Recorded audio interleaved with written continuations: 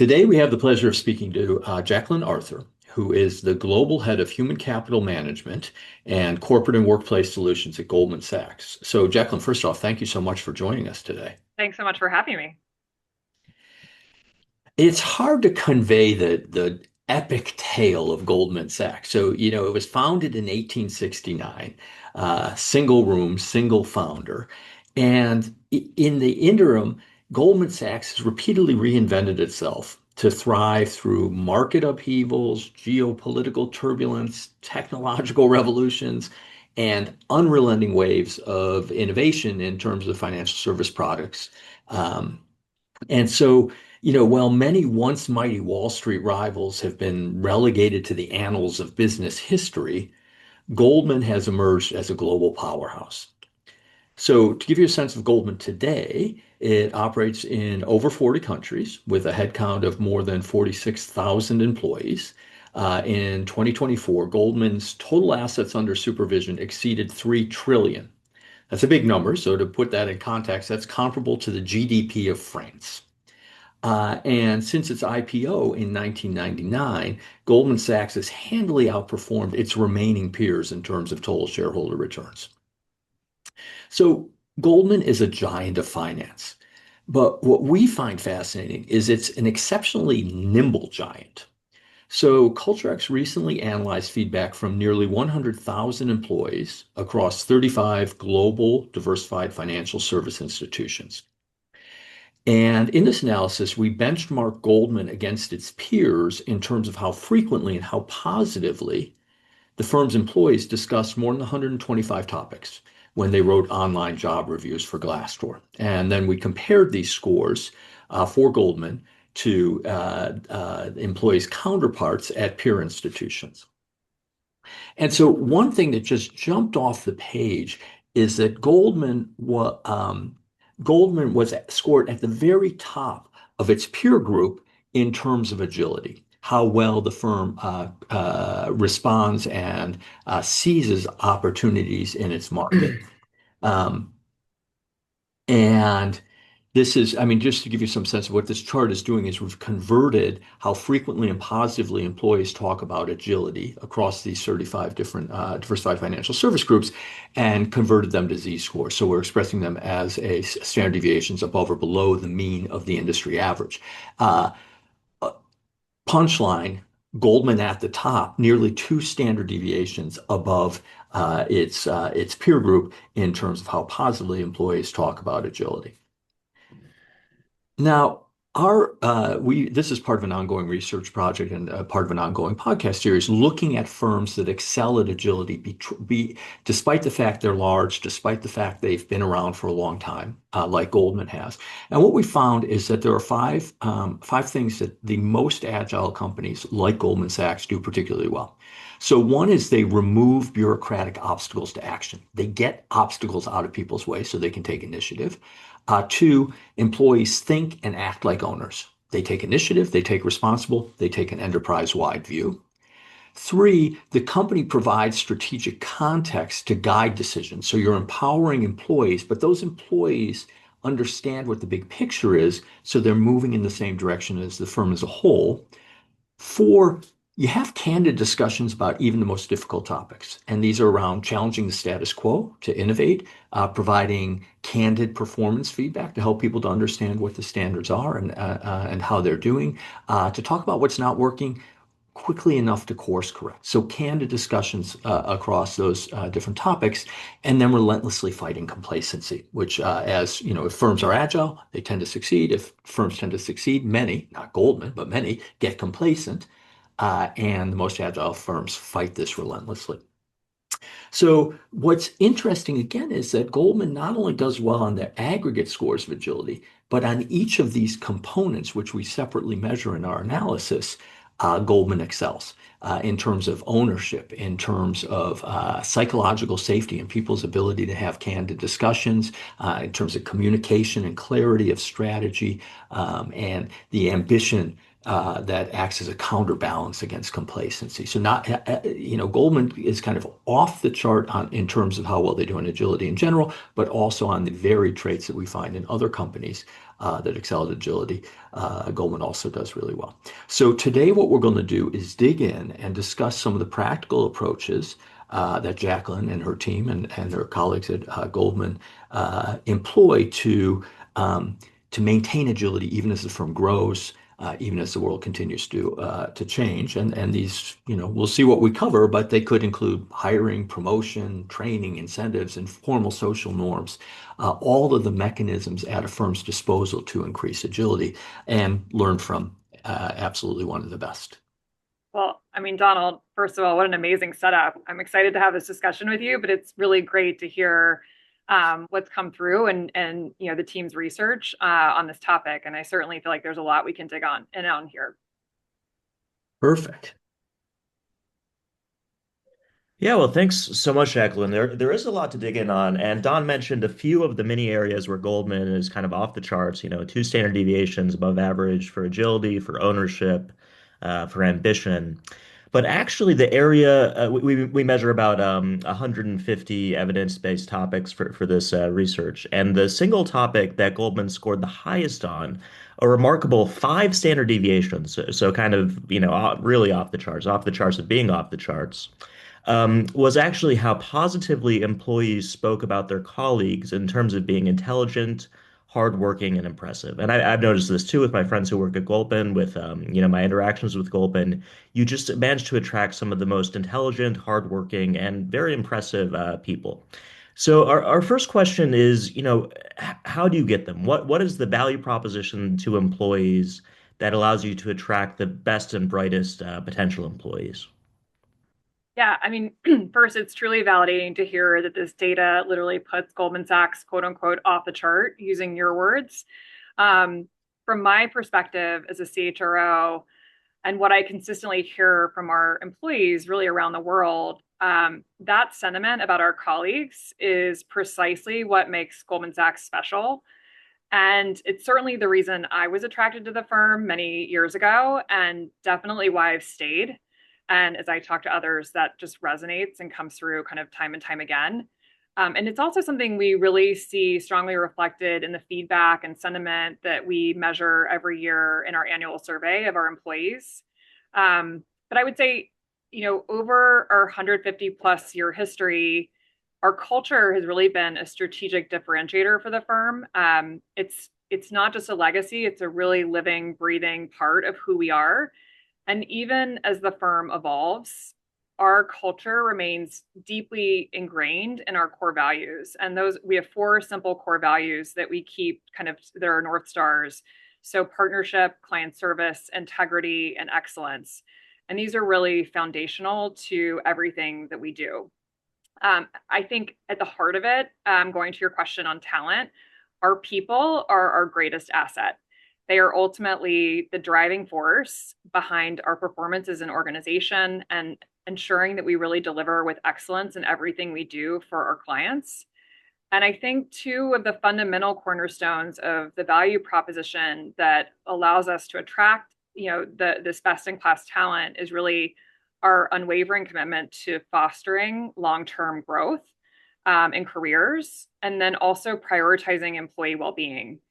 If I was gonna, I think one good example of how that speaks volumes about the importance we place on attracting the best is how we actually approach recruiting junior talent. We actually deploy our most senior leaders across college campuses to engage directly with students who are considering careers in financial services.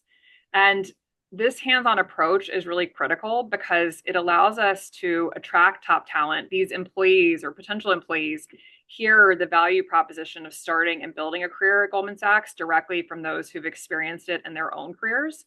And then ultimately, that is further reinforced during the internship at GS of these students, where that apprenticeship culture that we maintain really comes to life. But I think, as you said, the interest that we have is extraordinary. So we received over 1.1 million applicants over the past year and 360,000 applicants alone for our internship program. hmm Well, yeah, I mean, parenthetically, our research also validates the learning and development piece. So if you look at topics such as coaching and career path, these are also more topics where Goldman is about two standard deviations above peers. So you touched on the firm's apprenticeship culture, apprenticeship approach a little bit with involving senior executives being very hands-on. Could you touch on a couple of the other cornerstones of this culture or this approach that have made it so successful? Yeah, absolutely. I think when we see data indicating that we score significantly above our peers in coaching and career path, I think it speaks to the intentionality behind our development philosophy. And at the heart of this, as you mentioned, is really our apprenticeship model. But I would say it's about far more than just acquiring technical skills. It's really fundamentally about transmitting our culture across generations. And so when junior talent joins Goldman Sachs, they're immediately immersed in an environment where they're working alongside industry experts, clients, and firm business leaders.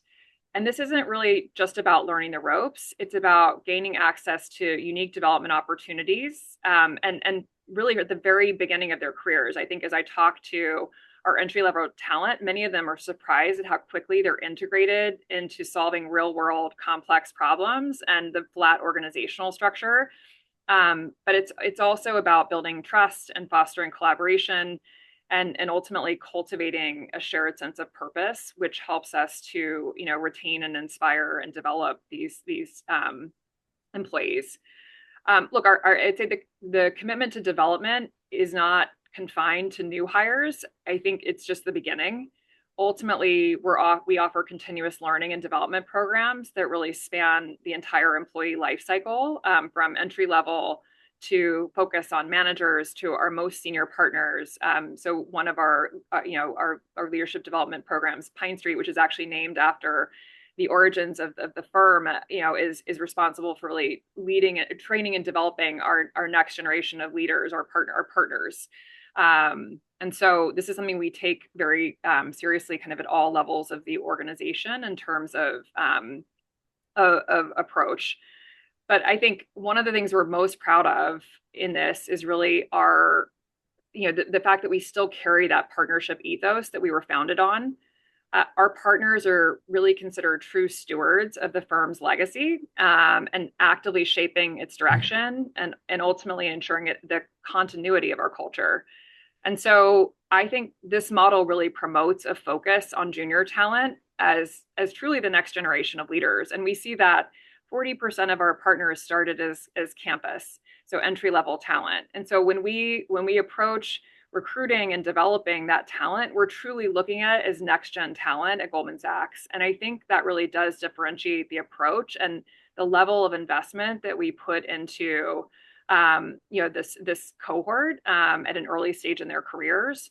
But I think as we think about the ways culture is infused, in development, we also celebrate and recognize in many other ways, including, our quarter century club, which had the highest number of new joiners ever. So these are people at Goldman Sachs who have reached 25 years of tenure, but really celebrating those, long and remarkable careers at the firm and the impact that those employees have made during those tenures. I wouldn't want to, another flavor or kind of perspective I would have on the apprenticeship model and how we approach development is, I would say it's deeply intertwined with our commitment to being an in-person culture in office, especially post-pandemic. I would say this has been incredibly important in terms of seeing, we've seen firsthand that ultimately being in person really sparks collaboration and fuels innovation and really significantly elevates our mentorship programs in a differentiated way. And our junior talent often tell us that this is really a game changer for them. It allows them to learn directly from seasoned professionals and really build more meaningful relationships. And ultimately, so we do an intern survey every year and we make that data publicly available. But one of our interns' most preferred way of collaborating is actually in person. So this next generation of talent is actually really valuing that experience. Well, I can tell you, this is something we talk about quite a bit at MIT right now because one of the concerns that our students have graduating is that there won't be the training that they've traditionally gotten, partially through a lot of firms moving to remote. Partially, they're concerned about the some of the scut work that's traditionally been formed Yeah. part of the training process being outsourced to generative AI. So, I mean, I think it's really interesting to see and kind of ahead of the curve to see Goldman focusing, kind of retaining that focus on apprenticeship. Because just now, I think people are starting to realize what's at risk when you lose that, that mechanism for both transmitting skills, but also transmitting the culture, as you were saying. Yeah, absolutely. So I wonder if we could shift gears a little bit and talk about, I think one of the things that people find surprising about Goldman is that it can remain so agile when it's so big. And you're in a heavily regulated industry, right? Yep. And so I think a lot of people especially in other financial service institutions, who say like it's impossible to be agile. Then you show them the data on Goldman, they're like, "Wow, it's possible. We have no idea how they do it, but it's possible." So, how, what are some of the things that you think are most important to maintaining that agility, even as the firm gets larger and more global and has more complex interdependencies? Like, what have you observed really helps to retain that, kind of Goldman spirit of, trying new things and experimenting and innovating and being ahead of the curve?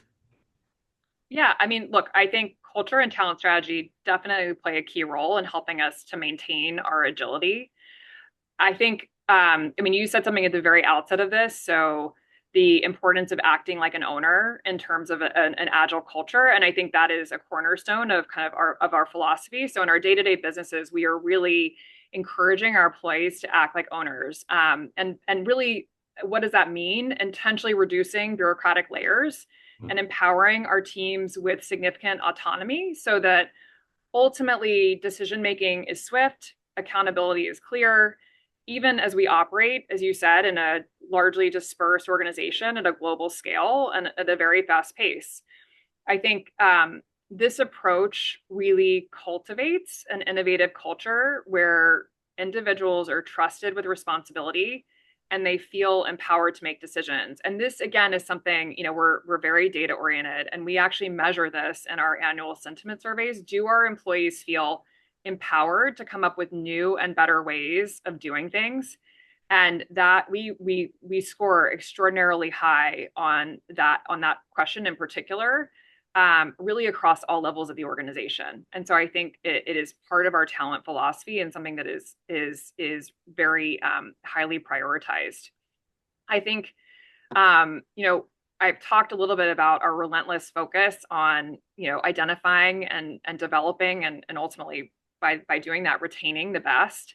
I think a core part of our culture and value proposition has always been to provide growth opportunities. And if that growth opportunity doesn't present in a role, could there be another place in the firm that would enable you to have that opportunity? And I think, look, so a core part of our career, our culture and kind of value prop has been this opportunity for mobility to facilitate a long-term career at Goldman Sachs. And look, I've been a direct beneficiary of this. I've been in a number of different areas of the firm. I started in our revenue businesses. I was in the executive office. I'm now in human capital management. I'm a recovering lawyer. I did not start as a human capital or in our HR department.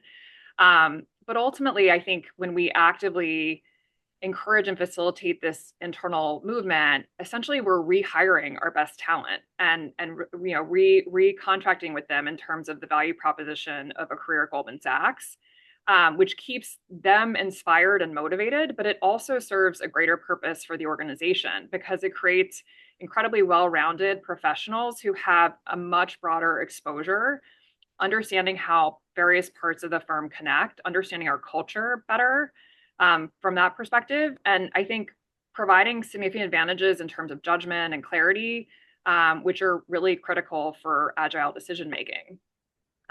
So I think, we're all like, it's a really important part of our kind of talent development philosophy, and something that's encouraged. It's something that we also really focus on with managers in terms of helping our managers to understand, having a employee first kind of focus on talent development, because sometimes that best opportunity for someone doesn't necessarily exist in your team, and it exists someplace else in the firm. And so it's something that we're constantly trying to make more transparent, more seamless, provide support, including, within my own team, to facilitate. I would say another example in the mobility theme that I'd highlight is just, we're always looking at new ways to attract talent as well. And so one of the things we recently announced was a unique program that allows entry-level analysts to explore careers in investment banking, and then ultimately follow with 2 years of mobility into our asset management business. And so I think this provides junior talent exposure to two of our leading franchises. And so allowing them to establish new skills and build on their experience, kind of collectively. And then also provides us the ability to retain that top talent and ultimately provide them with diverse career paths, recognizing that some of those people may start in banking and ultimately decide that they want to pursue another avenue. Yeah, it's a really neat kind of virtuous circle where you get great talent, you empower them, they generate opportunities, you have growth, which creates more opportunities and is attractive for holding on to those people, and it kind of feeds on itself. I guess one thing that we, in a separate research project, also looking at agility, we looked at about 800 large, mainly publicly traded global companies, and looked at what were the best predictors of agility, and more structurally than from a cultural perspective.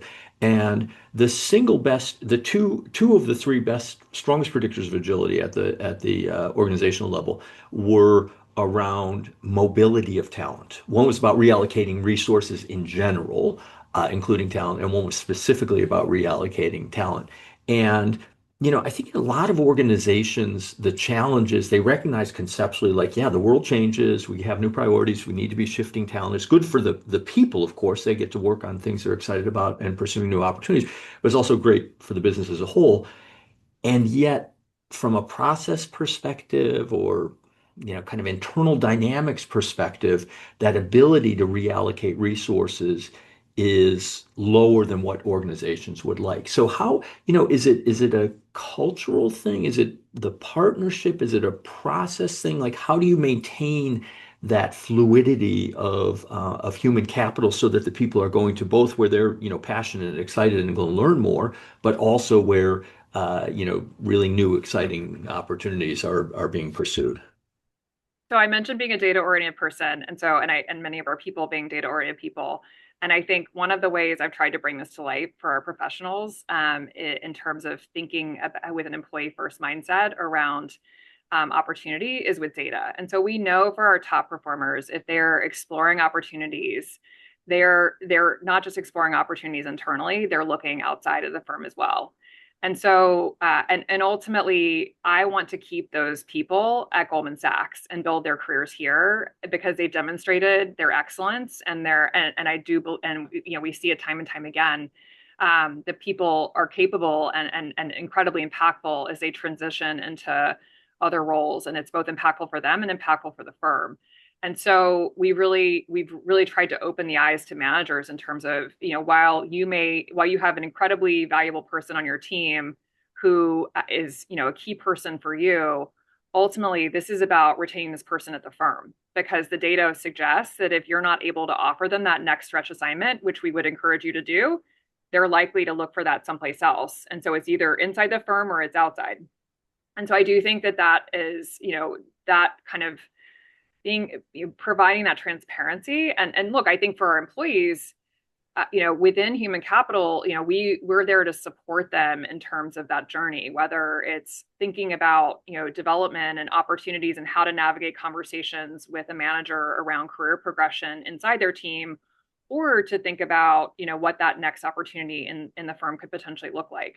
And so I do think that, our team is really here to support in an agnostic way, really, in terms of helping those employees, but with the ultimate goal of retention and continued development of our best people.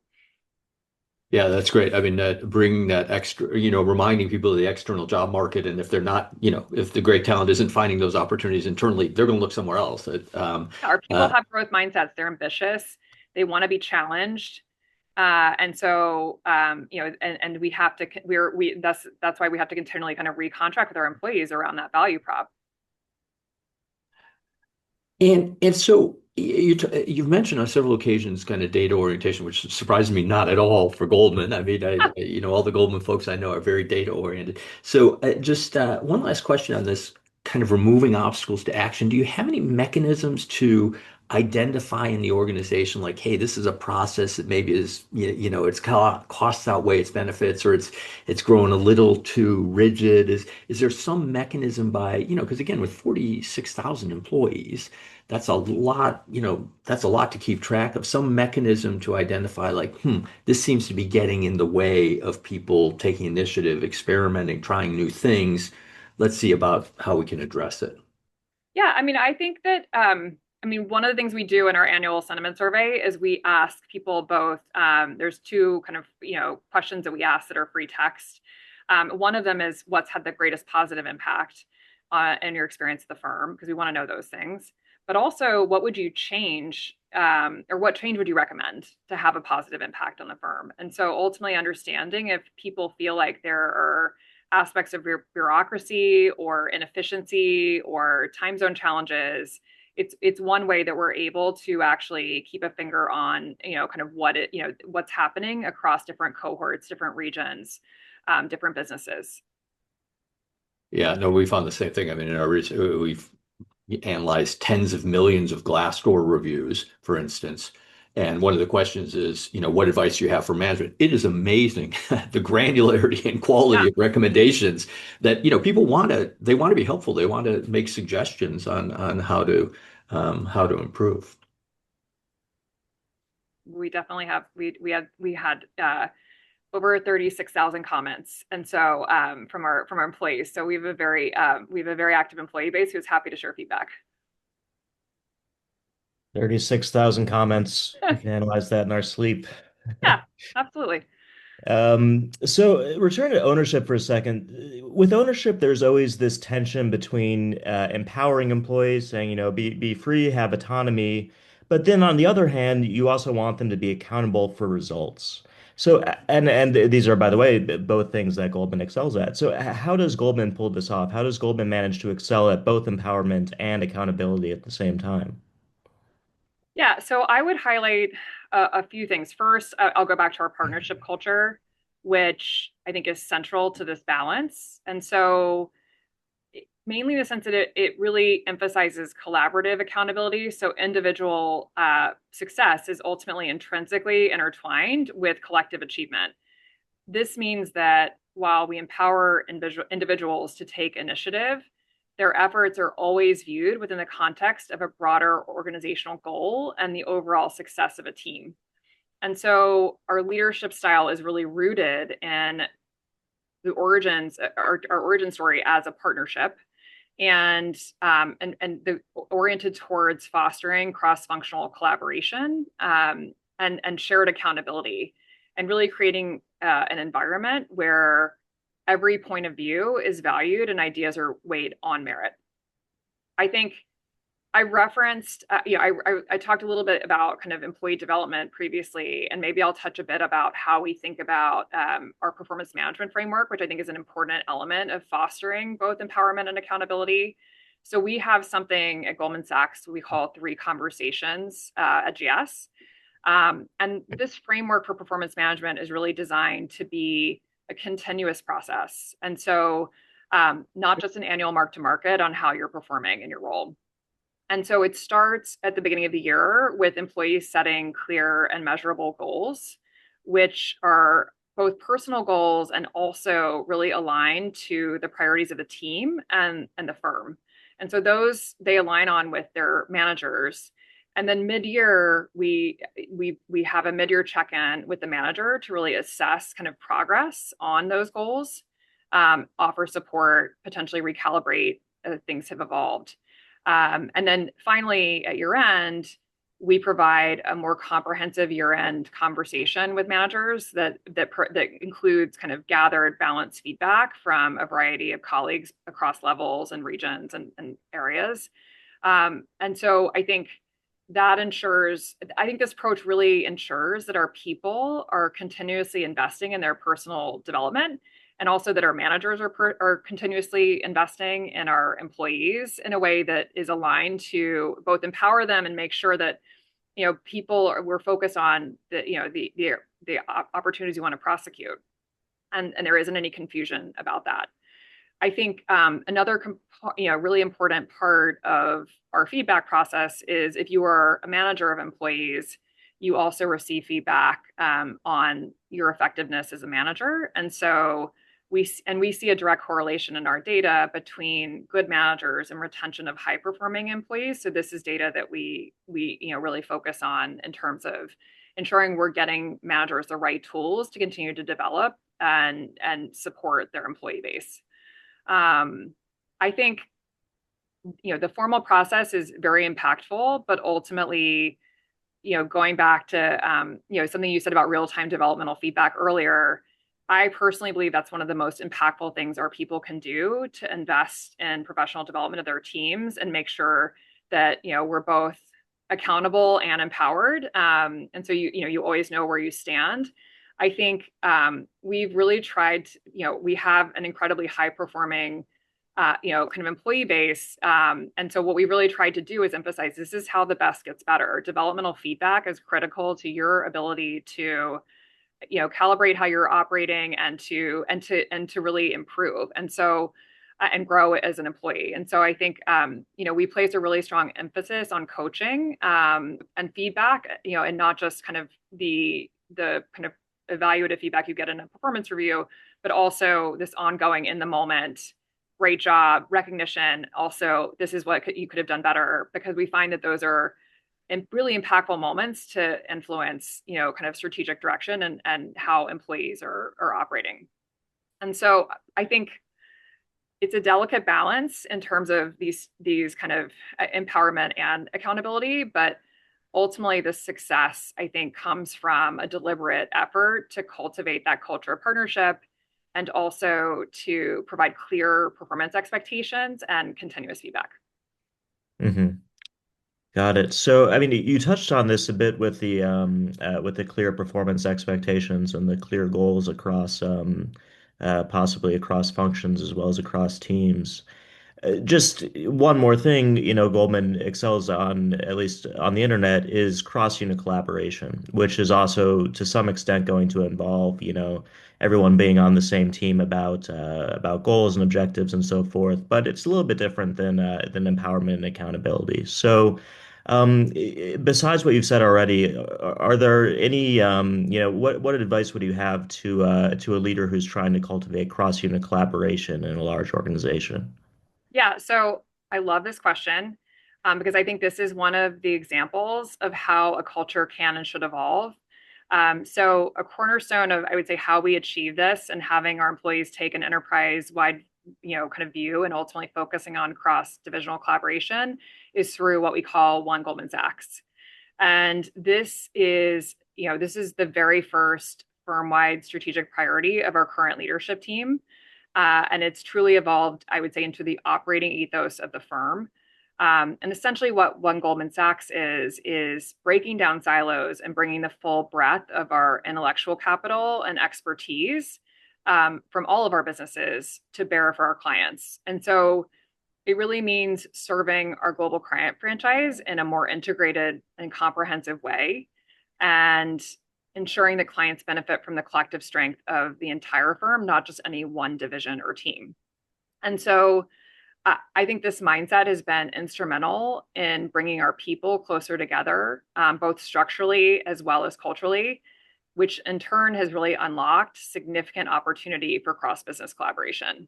So, and look, this is something that our senior leadership has really espoused. As I mentioned, this was their first strategic priority, kind of enumerated as they came into their seats, and it's something that is a hallmark. It's rare to go to a town hall or other forum where One Goldman Sachs is not referenced. And so it's something that's continually emphasized, from a strategic priority perspective and celebrated, frankly, in terms of recognizing kind of advances in serving our client franchise in this way.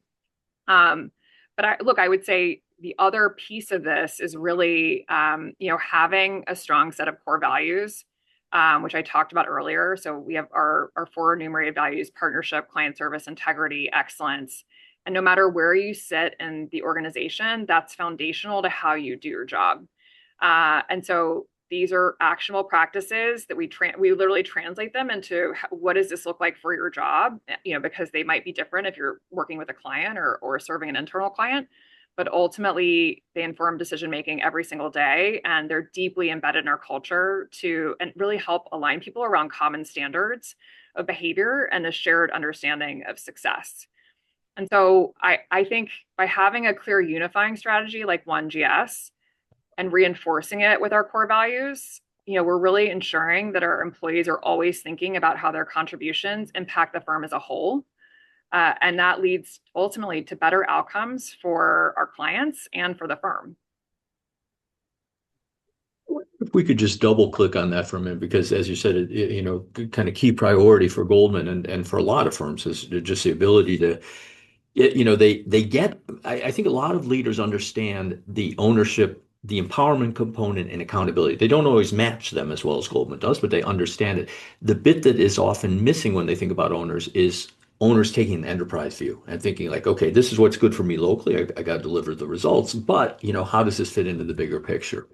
And I'm wondering, as you're implementing and operationalizing this One Goldman initiative, have there been particular kind of tactics that you found useful? So I remember this is many years ago, a friend of mine saying that, who was at the time at Goldman, saying that, we have a strong bias in hiring or strong preference in hiring for people who've played team sports versus individual sports. And I don't know if he was using that as shorthand for we like people who I mean, collaborate I well. love Is that athletes in general, the grit, resilience, the ability to manage time. There's so many wonderful qualities that athletes bring too. So I'm not sure if I'm discriminating against individual athletes. Teamwork and collaboration. If you ask a Goldman Sachs employee, what the hallmarks of those core values that I mentioned are, you will hear collaboration and teamwork an incredibly high amount of the time come out of people's mouths. It's really remarkable. Those are truly hallmarks, but I still think you can do that even if you're an individual athlete. fair enough? I'm sure he meant it as a shorthand Yeah. for collaboration then. But I guess the broader question is, have you found as you're on this journey of, kind of, and Goldman's always had a great reputation for this, for the different parts of Goldman working together better than its peer banks.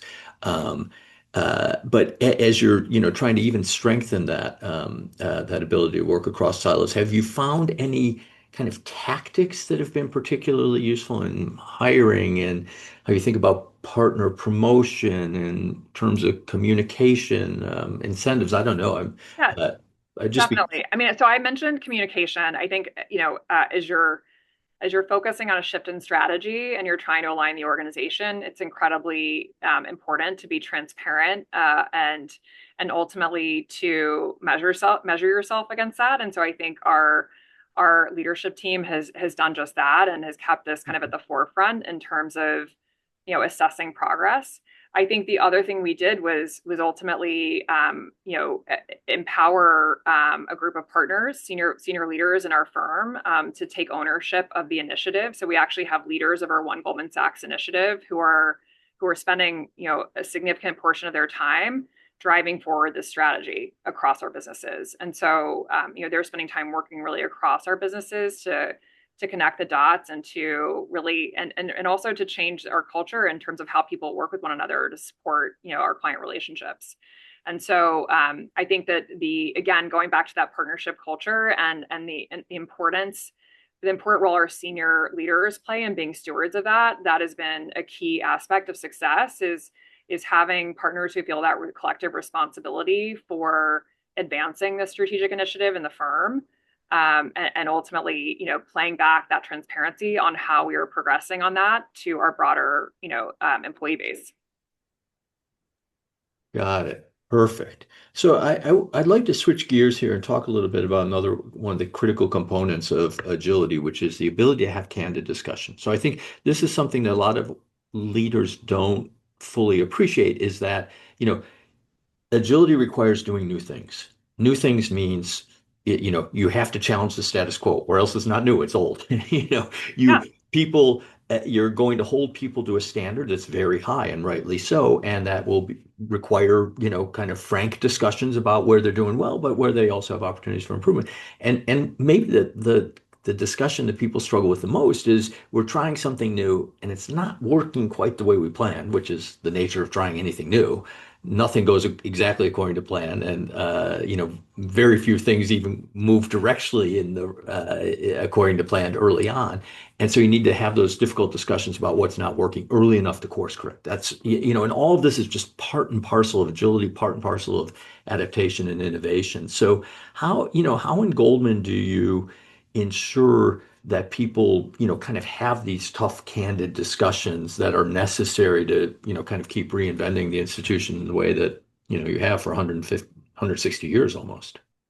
Yeah. So I mentioned the importance of diverse perspectives. I think in order to be agile and to, innovate, we have to have a culture where people are constantly challenging the status quo. And so that could be debating resource allocation. It could be how you deliver feedback. It could be openly addressing what's not working and going back to kind of, are you getting feedback where you're seeing blockers? I think that's not just accepted, it's expected. And I think creating a culture where that's important and valued is, starts with, frankly, building an inclusive culture. And so I think promoting candor and challenging discussions means you have to create a culture where every voice is heard and valued. And so I talked about having a more flat organization. I think, we believe true inclusion means embracing diverse perspectives, and that's not just a benefit, that's actually fundamental to how we best serve clients. And so we actively champion an environment where varied viewpoints are not only respected, but they're viewed as essential to our collective success. I think another cornerstone of that, frankly, is the strength of manager and direct report relationships. And so being comfortable speaking up and sharing perspectives on challenging topics, being candid, involves a level of trust in those relationships. And so, we're continuously investing in our manager kind of direct report relationships and in skill building around our managers to ensure that the managers not only unlock their team's potential, but they're also able to recognize and effectively handle situations where their employees may be facing challenges. And so, I mentioned the fact that manager effectiveness plays into our assessments, but that's something that we're definitely using to ensure there's that continuous growth and self-reflection for our manager population. I think the other thing I would mention that I think plays an important role here is mentorship. And I mention that because I think it's another key component of personal and professional growth at Goldman Sachs. And I think we have both informal and formal opportunities, for ultimately people to develop those relationships. But I think sometimes mentors can help you gain guidance on how to navigate a challenging conversation inside the firm. And so it helps just building this confidence and the skills that are needed to engage in a candid dialogue, or even just to practice how you might deliver some tough feedback. And so, and I guess the last thing I would want to touch on in this regard is really the focus we have on supporting employee resilience, because it is a key factor in high performance cultures and really enables individuals and teams to navigate challenges, to learn from their setbacks, and ultimately maintain productivity under pressure, which is something we're all going to encounter in our day to day. And so we know that when employees feel supported, and that resources are available, they're more likely to engage in high pressure situations and difficult discussions, frankly, with candor. And so I think that building that foundation of psychological safety, which is really essential to foster open and honest communication, and also to sustain performance and ultimately innovation, is really incredibly important. And what about across silos, with the One Goldman initiative? I mean, um, have there been any kind of tactical things that I mean, again, in a lot of organizations, I don't think Goldman is like this at all, but in a lot of organizations, one of the challenges, even if you get kind of up vertical candor going, which is hard enough, having that psychological safety, a lot of the obstacles are having candid discussions across teams, across functions, and so forth. So, I'm just wondering, back to what you're talking about with One Goldman, has there been any things that found helpful in, you know, um, building the capabilities of your leaders to have those discussions more easily, or was it, kind of working well enough already that it didn't need to be a focal point? I mean, I would say I think one of the things that our leadership team has been really focused on in terms of trying to is being super clear on our strategy across the firm for each of our businesses. And I think that starts with, extensive discussion in our senior leader forums, but ultimately, in cascading information about our strategy and how we're progressing relative to that strategy, to our broader employee base. And so a few years ago, we used to have our earnings town halls were open to our managing directors and partners. And one of the things we did was open up our these town halls to our broader employee base, because it's imperative that they understand the firm strategy and they feel aligned to it, even if they're responsible for a discrete piece of that in their day-to-day role. And so I do think that it helps to, by the way, we take questions in each of those sessions. So to the extent that and we get questions, on different components of our strategy, and why are we doing this versus that. And I think that so I do think that there is that curiosity and candor in terms of areas that kind of expand beyond your day to day. But it's something that we've worked, hard to educate our broader population on, recognizing it's incredibly important for people to feel motivated and aligned to the broader kind of purpose and strategy of the firm. Agility is something that many, many large firms really struggle with. Just in general, what advice to leaders trying to build agility in their organization would you give? I mean, I think so. Part of it, I think, is how you hire. I think we place immense value on individuals that have a growth mindset. And so people who are lifelong learners, who are adaptable, and who are proactive about acquiring new skills. And so I think that our people are, ambitious, motivated, hardworking, resilient, which I think part of that means kind of open to feedback and open to challenging discussions. And again, I'm generalizing here, but I do think those are qualities we look for in people. And I think in this AI enabled world, those critical thinking and judgment and resilience and grit ultimately are things that have been enduring about success and building an agile culture at Goldman Sachs. And I think will be equally, if not more important, as we think about an AI enabled world. So ultimately, I think we don't just think about how we hire those people. We think about how we continue recognizing, markets and businesses and tools continue to evolve. How do we, continue to upskill our broader employee base, and help them to navigate that change? And I think that's particularly critical right now. Financial services is, like many others, undergoing a rapid transformation due to advancements in artificial intelligence, which is an enormous opportunity. And it's really, I think it's a force multiplier ultimately for our employees in terms of their ability to augment their skills and focus on, more strategic work. But clearly we have to invest in ensuring that our talent is ultimately getting the education on how to use those tools, how to use them responsibly, how to work with each other in an AI-enabled world. And so, those are some of the things we're focused on right now. Great. And if, oddly enough, so are we at MIT, guys. This is, I think one of the most fundamental. I was very heartened to hear your focus on skills and the skills that you can, at Goldman, you can view as being continuing to be important, because that's exactly our focus is right now is what are the skills that people are going to need? And it's around, in my little world, strategic thinking and strategy analytics and persuading with evidence. And how do we prepare, make sure the students have those skills, but also don't view generative AI tools in particular, more broadly advanced machine learning tools as a partner, right? And Yeah. so the skill set is now they're working with Claude or whatever their partner of choice is, and as a team, they're tackling these problems, force multipliers you mentioned. And yeah, our point of view as well is that these kind of higher order skills that will become more important, not less important. And how do we train for them? So Yeah, I think we're really trying to focus with our employees in terms of thinking about this as an offensive competitive strategy, and being open to that, and the importance of their role in that evolution. I think, but prioritizing competitive advantage, which these tools can absolutely provide relative to, mere cost control, which I think is what some people most frequently go to when they think about this. that is music to my ears, Jacqueline.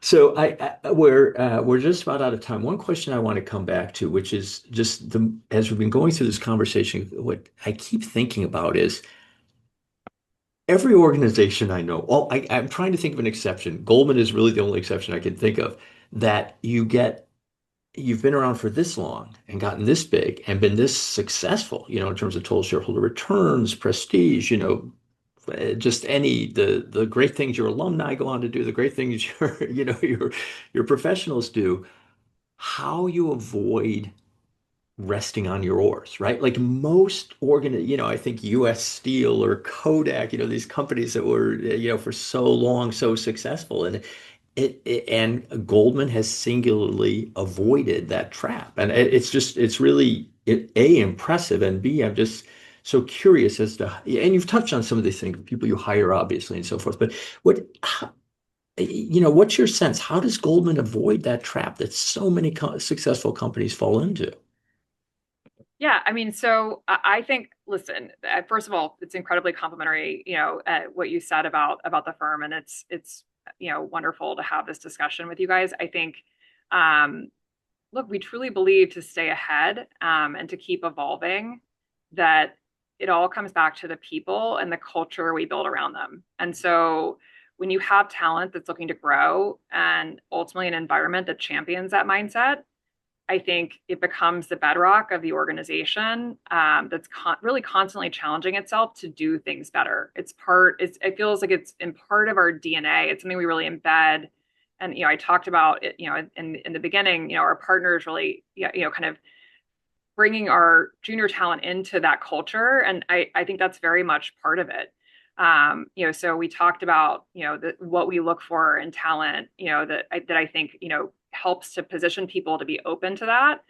But I think then cultivating a culture that encourages and supports innovation and experimentation. So it's not just about products and what new products can we offer. It's also about, thinking about every dimension of our business, the markets, and ultimately how we do things internally. Are there better or smarter ways to evolve, how we manage day-to-day tasks? And so I think that strategic agility that really pairs with long-term vision, and that clear strategic kind of direction of the firm is what keeps us, relevant and resilient, and no matter kind of what the pace of changes in the broader, market.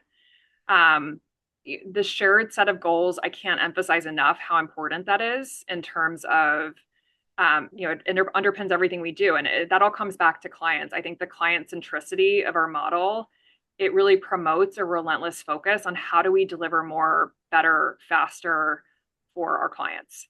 And so I do think ultimately that excellence, the teamwork and collaboration that is embedded in partnership, these are really hallmarks of how we prosecute our business. Um, and then I think we're big believers in encouraging smart technology and automation. And so thinking about how to supercharge our efficiency and how to free up our incredible talent to do, really impactful strategic work for our clients. And so I think exploring how AI can augment those human capabilities is really exciting for us. But I think it's that dynamic blend of, you know, empowering our people, strategic adaptation, embracing cutting edge technology, and really the commitment to our clients that ultimately keeps us focused on the future. Well, it's hard to imagine a more perfect or fitting way to end our discussion, Jacqueline. So, this was super helpful, and thank you so much for your time. And I love kind of ending on the clients because I think that really is kind of the critical thing. The It really clients are is. always pulling you forward. They're helping you to set the direction, and adjudicate, this is the way the clients are moving. Therefore, we've got to move that way. It's a terrific place to end us. So, thank you. Well, great. Well, thank you guys very much for your time. It's a great conversation. Terrific. Thanks. Thank you. Yeah. And